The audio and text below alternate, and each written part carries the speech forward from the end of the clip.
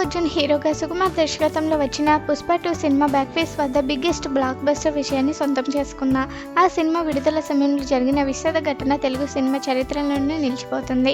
Cinema premiere show సందర్భంగా థియేటర్లో తొక్కుసలాట జరిగి మహిళ మృతి చెందగా నెల రోజులుగా బాలుడు చికిత్స పొందుతున్నాడు. సంధ్య థియేటర్ ఘటన తర్వాత తెలంగాణ రాష్ట్ర ప్రభుత్వం కీలక నిర్ణయాలు తీసుకుంది. ముఖ్యంగా థియేటర్ల వద్ద సెక్యూరిటీ కట్టుదిట్టం చేసింది. థియేటర్ల వద్ద భారీ ఎత్తున జనాలు గుమ్మిగూడకుండా జాగ్రత్తలు తీసుకునే విధంగా థియేటర్లకు ఆదేశాలు జారీ చేసింది. సంధ్య థియేటర్ ఘటన ఎఫెక్ట్ సంక్రాంతి సినిమాలపై బలంగా ఉంటుందని అంతా అనుకున్నారు. ముఖ్యంగా నైజాం ఏరియాలో టికెట్ రేట్ల పెంపుకు ప్రభుత్వం అనుమతించకపోవచ్చు అనుకున్నారు. కానీ రేవంత్ రెడ్డి సర్కార్ సైలెంట్గా టికెట్ల రేట్లు అనుమతికి జీవో ఇచ్చింది. కానీ థియేటర్ల వద్ద ఎలాంటి అవాంఛనీయ సంఘటనలు జరగకుండా జాగ్రత్తలు తీసుకుంది. పోలీసులు పెద్ద ఎత్తున భద్రత ఏర్పాటు చేయడంతో పాటు థియేటర్ల యజమానులు స్వయ భద్రత ఏర్పాట్లు చేసుకున్నారు.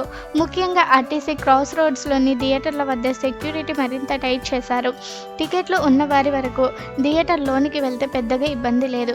కానీ టికెట్లు లేని వారు సైతం థియేటర్లోకి వెళ్తేనే అసలైన గందరగోళం క్రియేట్ అవుతుంది. అందుకే క్రాస్ రోడ్స్ థియేటర్ వద్ద టికెట్ ఉంటేనే థియేటర్లోనికి అనుమతి అంటూ బోర్డును కనిపించాయి. టికెట్ లేని వారికి కనీసం థియేటర్ గేటు లోపల కూడా అడుగు పెట్టకుండా జాగ్రత్త పడ్డారు. దాంతో ఎలాంటి హంగామా లేకుండానే గేమ్ చేంజర్ సినిమా వచ్చేసింది. తెలంగాణ రాష్ట్రంలోని సింగిల్ స్క్రీన్ వద్ద పెద్ద ఎత్తున హడావిడి చేయాలి అనుకున్న మెగా ఫ్యాన్స్కి ముందస్తుగానే పోలీసులు ఆదేశాలు అందించడంతో తమ వేడుకలను క్యాన్సిల్ చేసుకున్నారు. రామ్ చరణ్ శంకర్ కాంబోలో రూపొందిన గేమ్ చేంజర్ సినిమా నేడు ప్రేక్షకుల ముందుకు వచ్చింది.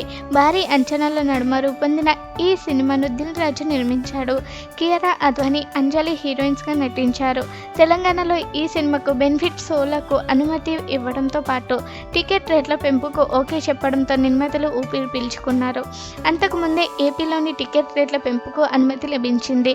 అందుకే గేమ్ చేంజర్ సినిమా తెలుగు రాష్ట్రాల్లో భారీ ఎత్తున విడుదలైంది.